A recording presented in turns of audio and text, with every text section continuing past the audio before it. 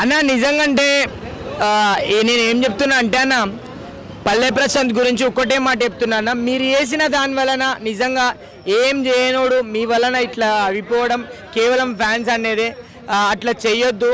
ఎందుకంటే అతను ఏదో బిగ్ బాస్లోకి వెళ్ళాడు, తన గోల్ అనేది రీచ్.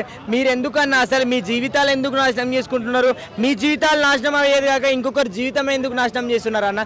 ఇది కరెక్ట్ వే కాదన్న. మన ఇండియాలో బస్సులు అంటే ఏందన్నా, మన గవర్నమెంట్ దానిలో మీరు ధ్వంసం చేసుడు, కార్లను గీర్లను అసలు ఏమొస్తుందన్న చెప్పు. మీ గురించి ఈరోజు చూడు ఎంతోమంది స్ట్రగుల్ అయిపోతూ ఎన్నెన్నో న్యూస్లు ఎన్నెన్నో విధాలుగా.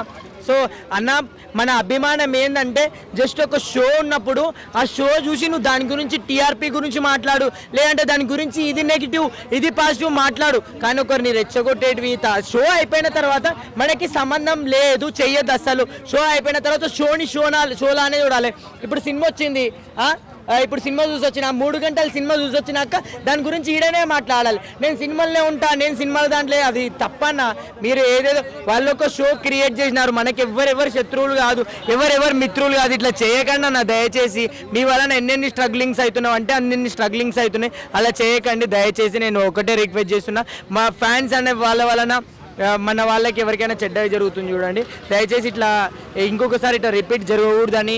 ఇప్పుడు చూడు మన వలన ప్రశాంత్ అనే వ్యక్తి చాలా, మీ వలన, మన వలన కాదు, మీరు చేసే మీలాంటి వాళ్ళ వలన ఫ్యాన్స్ అనే వాళ్ళ వలన ఈరోజు ఫ్యాన్స్ కాదో మళ్ళీ వాళ్ళు ఎవరో కూడా తెలియదు, కానీ అట్లా చేయడం వలన మీరు ఏదో సాధించాలి ఏదో అని చెప్పి అవి ఇవి గలీజ్ మాటలు అవి ఇవి కూడా అవసరం లేదన్న.